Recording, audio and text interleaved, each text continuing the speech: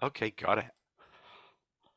Good afternoon. I am speaking to the lovely Greg Moss today. Good afternoon, Greg. Would you Hi like to there. introduce yourself and tell us a little bit about yourself? Oh, okay. Well, just very fortuitously, I happen to have a little stack of books here because it's all go at the moment. So, we last spoke about Murder at Church Lodge, which was back in July.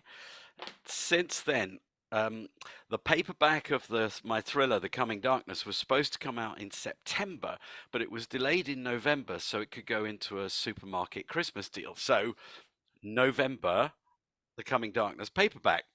And virtually simultaneously, within 7 days, follow up to Murder at Church Lodge, Murder at Bunting Manor. And you catch me now today, sat over there in my writing chair with the red rug on the top of it because it's been cold. Um, I'm actually doing the copy edit of Murder at the Theatre, which is the third one. So if you can imagine a cover like that or a cover like that, and it says Murder at the Theatre, that's what I'm currently working on. And that will be out, that will be sent to you, Donna, in March next year. Exactly, March next year. So that's what I'm doing. And to be honest, it's a struggle at the moment because my wife Kate Moss and I, we've just been on the most extraordinary um, lit fest, but on the Queen Mary 2.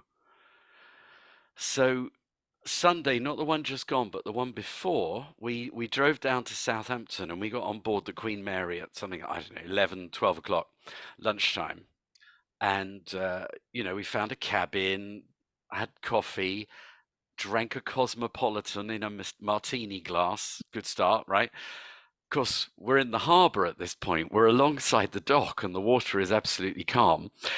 Anyway, we pull away about I think they call it sail away at 5 o'clock. And this vast boat, the size of two or three hotels, just sidles silently away from the concrete dockside and then is piloted out into the Solent, past the Isle of Wight, into the wild grey seas of November. And it was completely terrifying. I was on the little balcony of the cabin looking over the side. So it's dark by now, completely dark because it's November. Looking over the cabin at the side, and the boat has got illumination so that you can at night so that you can see the sea. And the pilot boat that's escorting this huge liner out through the sandbanks so it doesn't run aground is down there. And of course, on the ship, I'm thinking this is waving about quite a lot. I'm not sure if I like this.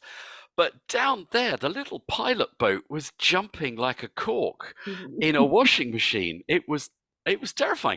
And then I discovered because the captain came over the tannoy about half an hour later, and he said, "We have succeeded in disembarking the pilot." And I asked him later what that meant. And what that meant was the pilot climbed down a bloody ladder down the outside of the liner to get into the pilot boat, which is even more terrifying, isn't it? And I asked him later on when we were talking, if you hadn't been able to disembark him, what would have happened? He said, well, we'd have taken him to New York, wouldn't we? Seriously? I said, yeah, yeah, we could take him. Sometimes we might drop him off somewhere else if there's calm seas, but there were no calm seas. I said, are you saying that there are untidy seas for the entire 7 days? More or less, he says. So the next morning, I go down to breakfast, and it's Monday, and I meet my agent Luigi Bonomi and his wife Alison Bonomi, who's also an agent, at a table in the dining room. They both look rather green, and they say to me, "How are you?" in a loaded way, and of course I reply, "Well, I'm fine," as I wave from side to side, looking forward to my avocado and poached egg. And in fact, it was okay because the ship is so big, but some of the performers in the literary festival at sea, organised by Cheltenham and the Times and the Sunday Times, some of them were sick, and one person actually had to run off stage at one point to be sick. Um, End of story. We were very reassured, Kate and I, when we were told by the captain that two of his crew members had to leave the bridge because they were unwell. Wow. and to hear that the weather on the Monday and the Thursday, when it reached force 10 with these 7 meter to 15-meter waves, oh my God, was the worst that he'd experienced. Crikey. Oh, anyway, so we arrive in New York a week later, and New York is obviously a very noisy and busy city.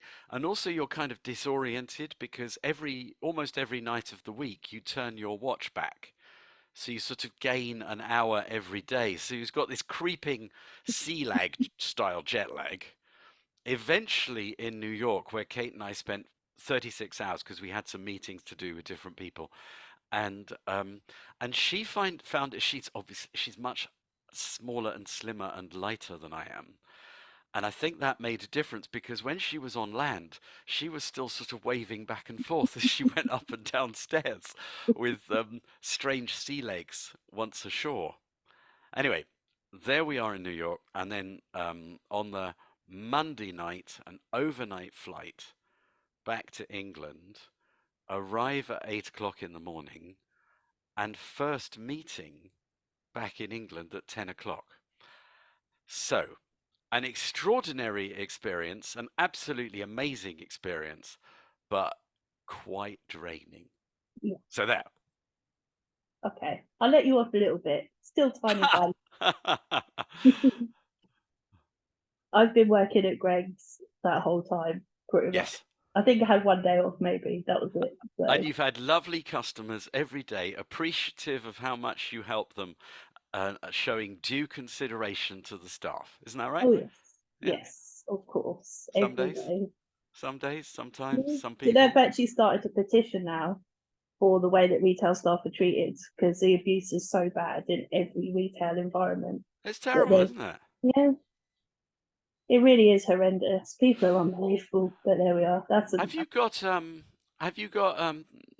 like lots of retailers talking about a shoplifting policy, like a new shoplifting policy? Do you have to do that, or is everything so sort of behind glass on the counters that it doesn't no, affect you? no, they just come in, help themselves, and leave. It Yeah, really is, this and is there's not good. nothing. Obviously, we're not supposed to apprehend them, especially in Luton, where they probably have a knife. Because we're at real risk of being seriously injured or killed. So Yeah, we've got to let them go. But you know, it's hundreds of pounds sometimes that they're taking. It really is shocking. The shoplifting is horrendous. it is shocking. Absolutely. But the shop over opposite, 'cause I work in a shopping centre, yesterday or the day before, someone jumped over the counter to take the perfume Yeah. that's behind the counter. They actually jumped over the counter to get it. Now you see, on the Queen Mary 2, I could have done that, but then I would have had the conundrum that I was there on the Queen Mary 2 with a bottle of stolen perfume, and what do I do? This was another thing that I put to the captain. So we had this brilliant bridge tour.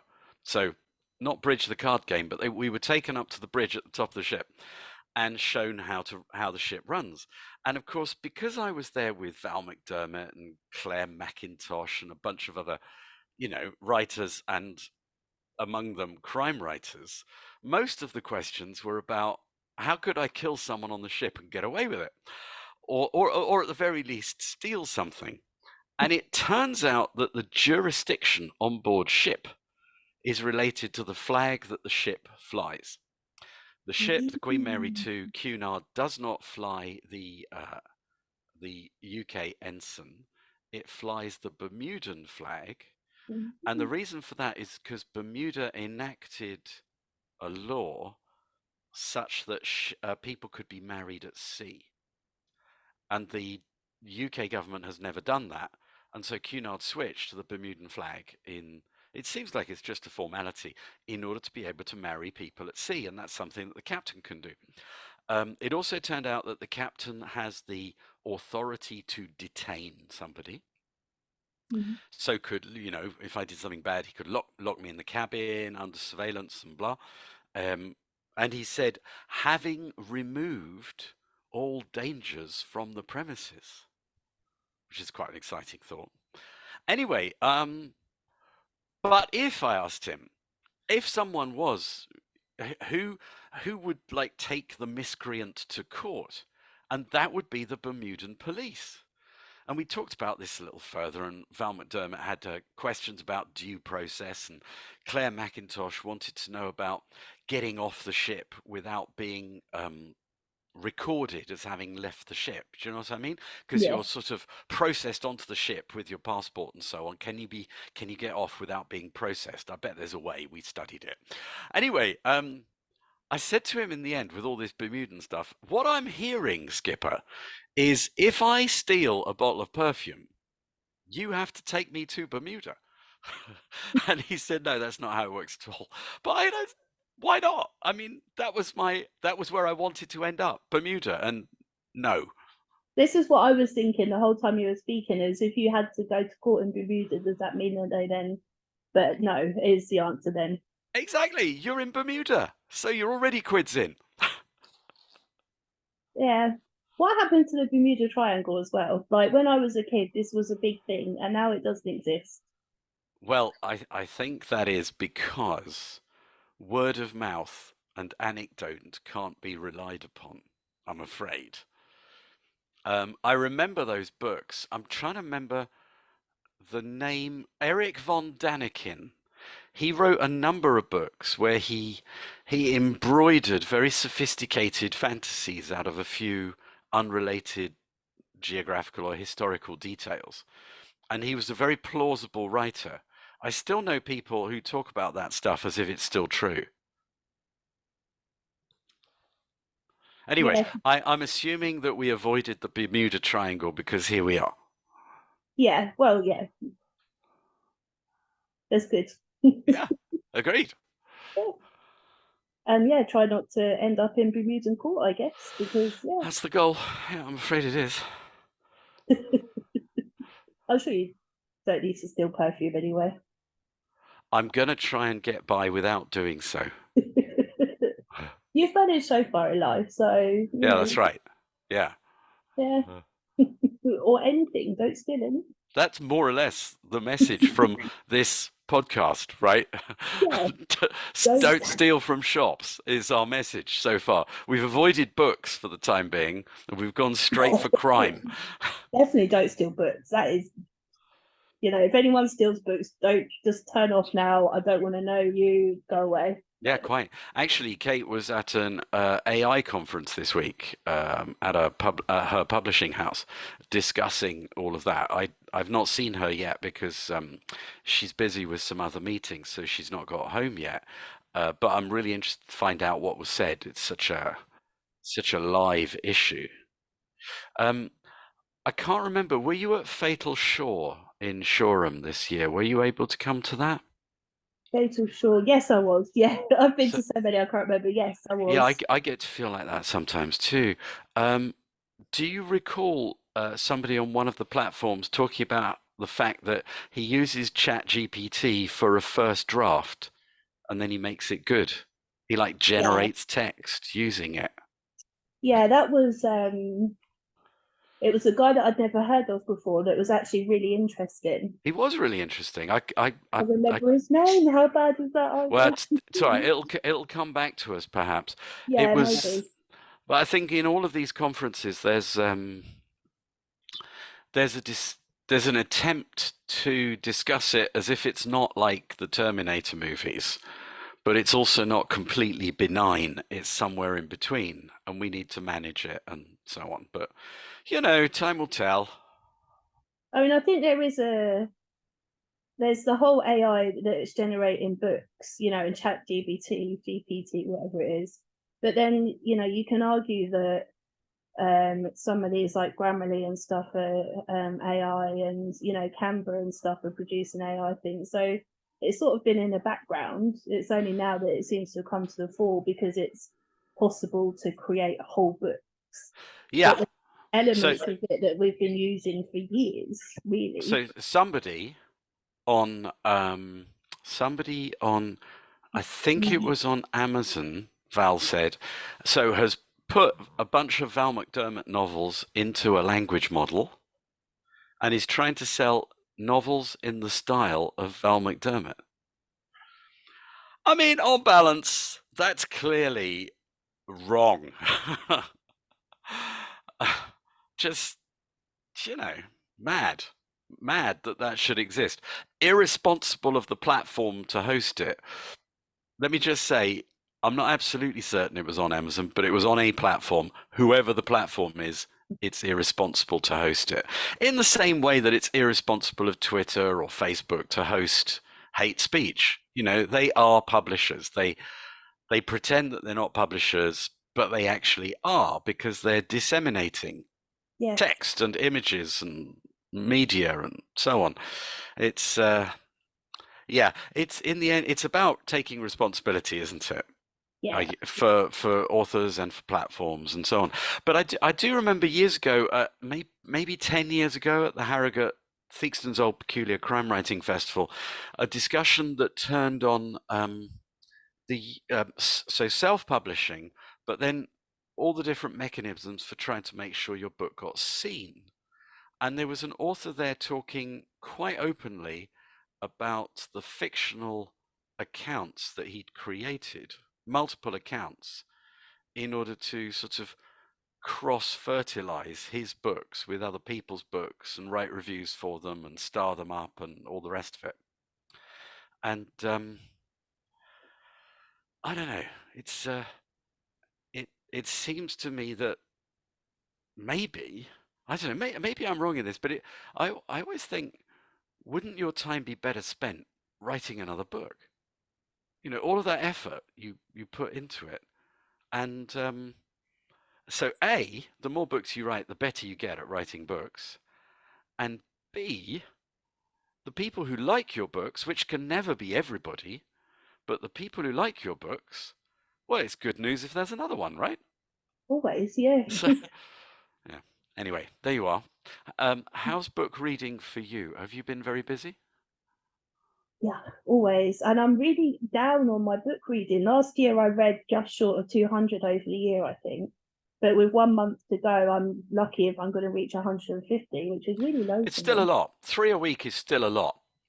I suppose because I decided to organise book festivals maybe took up Yeah, a lot of my reading time, yeah.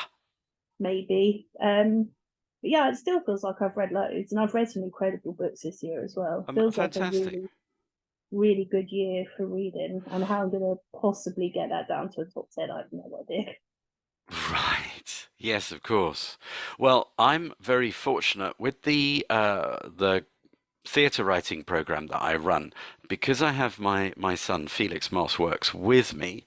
I'm able not to have to take responsibility for every bit of it, and that's made a big difference to me as I'm since lockdown writing all these books, which is as much as a surprise to me as it is to the world. Felix has been super helpful there. And excuse me, this light is a bit bright. And in other news, um, Felix has recently completed, I think it's the fourth draft of the brilliant fantasy novel that he's written. He calls it low fantasy. That means it's, perhaps you know this if you're a fantasy reader, that means it's in a world that has a lot of normal things, you know, people eat, sleep, get up, go to the toilet, etc. But it also has the extra normal elements, like the special substance or the artifact from a past civilization that does things and we're not sure how, and you know that sort of thing. It's a really brilliant novel, and I hope that that will be published next year. Fingers crossed. We'll wait and see. I didn't, I've heard of high fantasy, which isn't my thing at all. I didn't realize there was a low fantasy, but now you say that, it makes total sense. And I love that. Whereas high fantasy, I'm not really a fan of. When everything is different and strange. Yeah. Yeah, I mean, I'm the I like SF as well. There's a couple of TV series, science fiction series that I really enjoy, and I really like world building. So in the Coming Darkness trilogy, so there's next April, the Coming Storm will come out, and then at some point after that, the Coming Fire, which when I finished editing the third cozy book, I'll go back to writing The Coming Fire. I think I haven't got very long to go. I just basically got the last, like the final big showdown, 15,000 words to write, which is great. Um, so yes, the connections between all of those things. But I don't know if I said this to you when we were talking about Murder at Church Lodge. But in Murder in Bunting Manor, the second one, there's a character who is only 16 years old in this book in 1972. And I don't know, maybe 7 or 8 years ago, I wrote a couple of sort of first drafts of two different novels, both about 60,000 words, about a character in 1982 who is 26. And that woman is the woman from Murder at Bunting Manor 10 years later. Mm.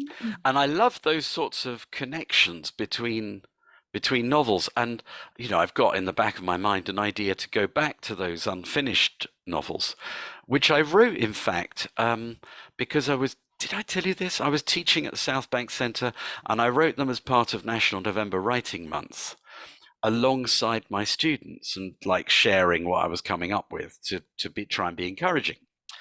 Um, and So they exist, and I can come back to them. But even more, a further connection is earlier this year, I had a gap in my timetable. So I wrote the first novel of a new series set in the present day in 2023, November 2023, in fact. And the hero of my new series, which has obviously has not been sent out yet to publishers or anything, is an elderly theatre director who has never retired, but his phone no longer rings.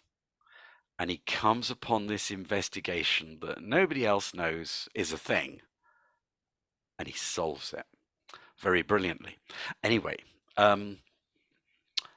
he is a microscopically minor character in the third Maisie Cooper mystery, the one that I'm currently copying editing, Murder at the Theatre. And that's set in 1972 when he's a very young man, an early career detective. So he is 24 at that point. Early career, very early career director. And 51 years later, he's got his own novel. I love authors that do that. I love it when there's links between. I think that's brilliant. Yes, it is, isn't it? It's Yes. it's the Greg Moss cinematic universe, to coin a phrase.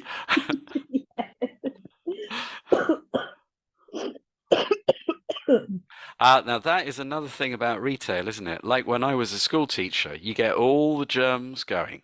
Yeah, I mean we've got a screen, but yeah, I'll survive. I'm sure you will. Yeah, my drink's out of reach, so I can't bother to get it. Anyway, do you have any fearsome questions for me? Let me think. I have the book here. Oh, good. I'm glad they sent you a real one. I didn't Yes. want them to just send you a NetGalley token. Well, she did ask actually. I was like, no, I want a real one because then I Yeah, can have a real one. do right. No idea where I'm gonna put it. I've got another. I got Mark Edwards as well in the post today, so another Good. two books to try and find. So number 696 of 2000, special one. Oh, did they do numbered copies? Yeah, Oh. yeah. I So think I need to write more books if I want to get like numbered copies going out there. yeah, Or as Ian Rankin says, search for a rare unsigned copy of an Ian Rankin book. They're very valuable. yeah. That's true. I don't think that's true. Anyway, what are your questions? um, I was just reading it actually at work during my lunch break as well, just to remind myself. And I have to say, I love your writing style. It's really beautiful. You're Thank you. very descriptive, which was really cool. And was that something conscious because it was cozy, or was that just how you write? So I think it is conscious because it's cozy, because you want that, a bit like the covers are so sort of hyper real, really strong colors and all the rest of it. I mean, especially Church Lodge, but Bunting Manor too. So there is that. There's also the fact that I see it very vividly myself because, like I said to you last time, I was 11 years old in 1972, living in these southwest Sussex villages, and very much this poor kid from this poor single parent family with three children and ragged clothes and all the rest of it. And so everything I saw, I felt a bit outside of, the well-off people that had cars and televisions and all the rest of it. And so I saw it very vividly and pictorially myself. So I think that has an impact on it. But I like books that um, build the build the world uh, pictorially and vividly, like um, like there's a camera showing you this and showing you that and showing you that, and bit by bit the world becomes complete and three-dimensional in your mind. That's what I like. So I guess you do what you like, right? Yeah. Well, I don't know if you've heard of a thing called aphantasia, Go for it. where people don't have an internal image. Yep. So, which I have. I can't see anything in my mind's eye. So I like really descriptive books because I can't see and I can't imagine. So the more that's written for me, the better it is for me to imagine the picture of the place. So Yeah, I know exactly what you mean. If I think apple, I can see an apple in my mind's eye. And it's not just the word, there's a picture as well. I think it's really interesting how people respond to language. When I was training to be a teacher, I read these because I was teaching modern languages. I read a lot of studies of how people learn and how people become fluent at different ages and different languages, and why it is at sort of 11, 12, 13, people lose the ability to learn a language naturally, and they have to study it and learn it by rote and all the rest of it. And it's sorry, this is a small digression, but apparently it's an evolutionary trait, right? So if you and I were born to a tribe in some distant valley in the Alps, let's say, right? And we didn't travel very far. By the time we're 11 or 12 or 13, we've learnt the only language we will ever need.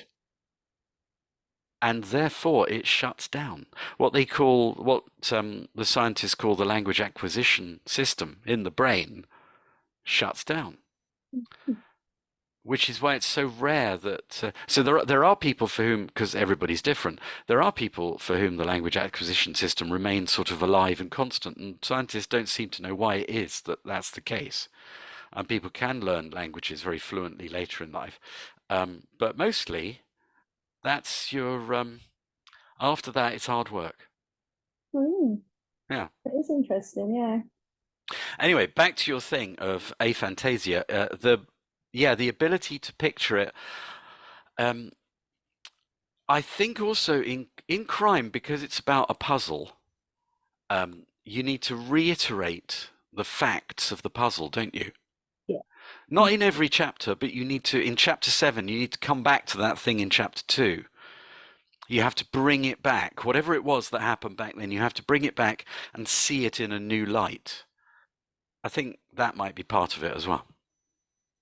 And it's interesting you said about writing about not having much money, which is something that I noticed as well.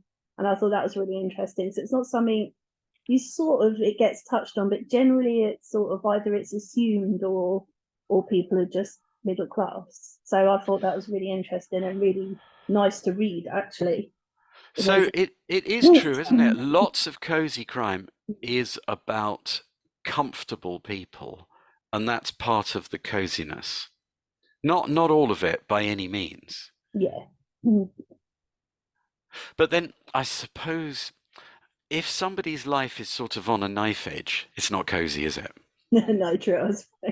So Vasim Khan's hero Purvis, for example, the moments that don't feel cozy, and those books are fantastic. The moments that don't feel cozy, though, are the ones where you think there could be violence against women, against her specifically, or she could lose her job because she's already sort of clinging on by her fingernails in a job where people don't want her. And that does change the tone, doesn't it? Yeah, And Vaz does really well to manage that drama and then solve it and move on. So it's not like a constant shadow. yeah. I didn't realize his books were crazy necessarily, but then I suppose when I think back, it's like, oh yeah, nothing really gross happened. So yeah, I guess it makes sense. You know what he says? He says, in fact, he said this at Fatal Shore on one of those panels. He said that Cozy Crime is a book, so regardless of content, where you feel good at the end because everything's been put right. And I did a workshop on the cruise liner. We had 30 people packed into this room, all different shades of green, and and it was about how to write cozy crime. And I was talking about the fact that no, there isn't what they call injury detail, right? You know, you see that sometimes on films and TV shows, and there isn't this pervasive threat of sexual violence, which is often the case in thrillers. It's not something that I do, but other people do. I mean, not in thrillers, my thrillers either. Um, but at the end, once the bad thing has been isolated and removed, then everything's fine. See, that's it, isn't it? Yeah, The world is fixed. yeah. I mean, what do you think as well about the whole cozy genre or the name? Because some people call them, what do they call them? Sort of old style mysteries rather than cozy. Yeah. So Whole, when I was the first novel in this area that I ever read was by the New Zealand writer Ngaio Marsh, and it's called Clutch of Constables. And what happens is, so she's got this series detective, Roderick Allen, who is exactly like you're suggesting, well off, middle class, well bred, and it's almost by accident that he's a police officer rather than, something else like a diplomat or a high up civil servant or even an officer in the army. Um, anyway, the book's got this clever framing device that he is telling a set of trainee detectives about this puzzle that he got involved with, which took place on a narrow boat on like the Norfolk Broads, somewhere like that. And he knew about it but could do nothing about it because he was away on a conference tour in the United States and his wife was on board sending him letters about it and telegrams, when they stopped in the different towns. So, which that's a really nice framing device. And of course, the countryside, the river and the canal through the flatlands and the spire of the cathedral in the distance slowly coming closer and the lovely summer days and all the rest of it. But in the midst of that, there is murder. And the murderer must be identified and therefore stopped. Anyway, it was the first one I'd ever read. And I was probably about, I don't know, 13 or 14. And it was in, excuse me, a Reader's Digest abridged edition. So it wasn't even the whole novel. But the thing that struck me was it had this complete puzzle that all the clues were there and somebody, you or I, Donna, reading it could work it out if we could separate the real clues from all the other stuff that happens. So there's that, isn't there? So back in those days, that was called a classical puzzle whodunit. Josephine Tay, Agatha Christie, Marjorie Allingham, Ngaio Marsh, others. And and then I think maybe it's the influence of TV adaptations that have sort of grown this idea of coziness. Whereas for me, the thing that I like in Murder at Church Lodge, Murder at Bunting Manor, and so on, I like the fact that there aren't horrific injuries, that there isn't sexual violence, and all of those things. But I like above all that it's a solvable puzzle based in character. And if you understand the people in the book, if I've made you understand the people in the book well enough, you should be sort of catching up with the detective, with Maisie Cooper, as she's working it out. That's the idea. And I think I've also heard at one of these festivals that it's a small area or an enclosed location mystery as well. People don't really travel in cozies. It's all sort of in one town or whatever. We talk about that a lot in theatre, actually. You know, in a movie, like a James Bond movie, we can be in Brighton one day, Algiers the next, then New York, or even simultaneously, and all that action. Right, that's really hard to do in the theatre. Theatre is much more a limited number of locations, obviously a limited number of characters, because actors are expensive and you can't afford that many unless you're the National Theatre. And weirdly, this goes all the way back to Aristotle, who around 300 BC was talking about um, what he called the unities: unity of place, unity of time, unity of protagonists and antagonists. Um, he he thought all of these things were really important in drama, and my novels are chronological. There might be a flashback, but it's very carefully sort of self-contained. It's a, I tell you it's a flashback. It's a little story that's in chronological order back then, and then we're back in the present, and it progresses. So that sort of unity of time, um, the the cozy crime novels, each one of them has a cast of characters at the beginning, because these are the important people and nobody else, right? It's not about the prime minister, even though in Murder at Church Lodge there are strikes and power cuts. It's not about whoever's prime minister and all of that. It's just about these people. Um, and yes, limited to a particular place. And isn't that to do with that thing I was saying about it being a solvable puzzle? Because it can't be Mr. or Mrs. X from somewhere else who did it. It has to be these people right here in this place right now. Yeah, exactly, yeah. Which makes them easier reads as well, I guess, because you're not keeping up with characters from all over the place in different locations, and which are cozies are supposed to be easier reads as well, aren't they? So I guess that all comes into it. I think also they're easier reads because if people who like setting a good puzzle, pay a lot of attention to it. So, so I'm doing my best. We all do our best, right? I sent a fifth draft to be copy edited, and I finished going through all of the copy edits. They're all marked up in Word in track changes yesterday at the end of the day. So that's now a sixth draft. And then this morning when I got up at 6:30 and went to my computer, I started again. So all the copy edit changes are all gone now, and I've got a clean text. But I know that in doing all of those things, I will have made a few small mistakes of continuity or spelling and so on. So here I am, and another long day, um, and I'll probably finish it. I'll finish it tomorrow morning, and I hope to leave it as clean as possible, because then I send it back, and all that's left is proofreading. And you don't want to be thinking, oh my God, that doesn't work. I said that was on the table and it doesn't arrive until 20 pages later. All of that sort of thing. I want to make sure that none of those things exist because it's so easy to get in a tangle. But anyway, um, yes, I want to do my best and I want the readers to like it. But I also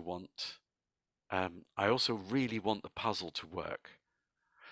I was one of the people at the festival because it's sponsored by the Times and Sunday Times, was Richard Rogan, who is not a famous person except in his world because he's the editor of the Times and Sunday Times crosswords. So he's Mm. the person that oversees all of that, all of the puzzlers setting their different, and he did every day a Sunday Times cryptic crossword puzzle solving session in which he shared, the train of thought that you needed for every clue in order to solve it. And some days were easier than others, and so on. But he's the same, isn't he? He wants everything. He wants it all to be as good as possible. He wants it to be he wants it to be mysterious and not too easy to get. But when you get it, he wants you to say yes, of course. Yeah. And that's what we want with a puzzle whodunit, don't we? When it comes out, the reader ought to be saying, yes, of course. But they didn't see it coming. Yeah. Um, Something that I've wanted to ask for other authors actually is, do you think it makes you better at solving other people's mysteries, Yes, particularly the mechanics and things of how they're creating their story? yes, I think it does. And because you automatically are looking out for things that you do, right? Um, so in Murder at the Theatre, there are a couple of clues really early on which are related to one another, but they're separated by sort of 10 pages. And when Maisie Cooper, my hero, thinks about them later, she doesn't think about them together as a pair. She thinks about them in the context of 6 or 7 other things. So a reader who's really good at solving puzzles will notice the 2 clues that are the important ones and discard the other 6 or 7. But not everybody will do that. And and that's fine, isn't it? It's Yes. fine for there to be some people who get it on page 100 and some people who only get it on page 300. That's fine. See, people say because I read a lot that I must guess. 99% of the time I don't, but then I'm not trying to necessarily. I suppose along with reading, I'm following the story, so I'm trying to guess along with the characters, but I'm not really trying to go ahead and guess. And I don't guess any more than the average person, I don't think. I very rarely get it. Then yeah, but then there's phase 2 as well. Even if you guess who did it, there is how did they do it? Why did they do it? And also, and I think this is sometimes neglected. Is it will they be convicted? Right? Because sometimes, even in a cozy crime novel, you think, well, they're going to get away with that. And it's not a criticism, but that is less cozy, isn't it? Yeah. Yeah? If the perpetrator is identified, but they're going to get away with it, that's less cozy. They need to be, and I guess that's a part of the overall planning in Murder at Church Lodge and Murder at Bunting Manor and Murder at the Theatre, is that so Maisie in Murder at Church Lodge is there and she's sort of trapped because it's an investigation into her brother's death. And she can't walk away from that. And then she can't go home to Paris because, well, the trial is coming. And she's stuck without employment in this place that as a child she called home. And now she doesn't know what's happening. And But she can't just get up and leave because the trial is coming and she is a fundamental witness. And of course, that persists into the third novel, which, because Murder at Church Lodge is February 72, Murder at Bunting Manor is the following month, and Murder at the Theatre is the month after that. Now, it just so happens that in the sequence, at that point, or soon after the end of Murder at the Theatre, she is free because the trials have all happened. Everybody's been convicted. Everybody's in jail who ought to be in jail, and so on. But then, of course, something else happens in her life, and that's to do with the subplot with Sergeant Jack Wingard of Chichester Police, who I think we can all agree is very handsome and very desirable as a husband. But because of all the upset and the trauma and all the rest of it, Maisie has not been able to face that possibility. So before book 4, or if you like, right at the beginning of book 4, there's a change in that relationship and a sort of redeal of the cards. So even though all the repercussions of books 1, 2, and 3 have played out, like off stage, because that would be really boring to tell you the story of the trials, because you've read the book, right? You've seen the action live, but that will happen before the 4th one. And the 4th one, which is called Murder at Bitling Fair, which is another one of the villages named in the other novels. It's really close at hand. And the fair is like a fair of woodland crafts. So a lovely sort of summer story set in the village and in the woods around and the sawmill and so on. Anyway, by the time that 4th book comes out in July, in our lives, 2024, but in Maisie's life, 1972, everything in her personal life will have changed. Like I said, a new deal of the cards. So that's for July next year. Awesome. It's funny, isn't it, how we still want romance? Like, I was reading it, I'm like, for God's sake, woman, he's mad about you. What is wrong with you? Like, seriously. And the That's same in Baz's books. It's yeah. like they need to get together. They're so and it's like a crime, and God knows what's happening, and you just really want these two characters to finally see what we can see. I think that's really good to know. Mm. And I think when it goes on too long, it is annoying, isn't it? Yeah. Yeah. Mm. If it becomes unconvincing. Now we are nearly 5 o'clock, so I'm going to have to go and make my mum's tea. Otherwise, there'll be awful shouts coming up the stairs, and those shouts will include, "Can I have a gin and tonic, please?"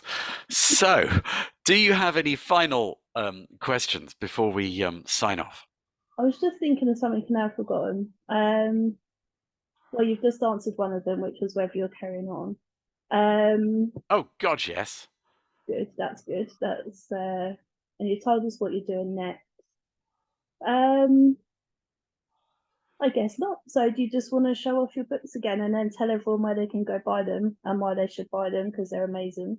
Hey, there you go. Why would I need to add to that? So, like I said, The Coming Darkness is in supermarket for Christmas in paperback, having spent a year in hardback, um, which is a thriller set in 2037 and is very different, of course, from the cozy crime novel set in 1972, Murder at Church Lodge and Murder at Bunting Manor, both of which are out, brilliantly read on audiobook by Gareth Armstrong, who's an actor director that I actually know from my other life, my theatre life. Um, and I'm hard at work on the next one. What more is there to say? Available from all the usual outlets, darling. That's the answer. Yes, indeed.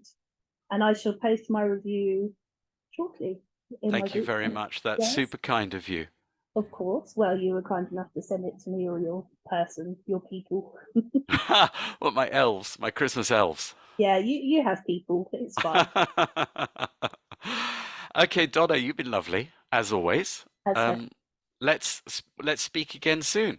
Yes, I shall look forward to it. Okay, bye. Goodbye.